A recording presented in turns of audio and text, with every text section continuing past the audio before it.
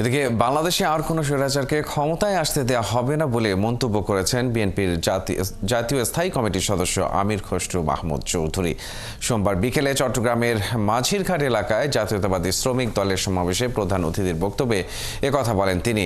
আমির খসরু বলেন, শেখ হাসিনার সবচেয়ে বড় সমস্যা ছিল তিনি জনগণের কাছে দায়বদ্ধ ছিলেন না, কোনো জবাবদিহি ছিল না, কারণ তিনি অনির্বাচিত, দখলবাজ ও স্বৈরশাসক ছিলেন। বড় বড় স্বৈরাচারকে বাংলাদেশের মানুষ বিতাড়িত করে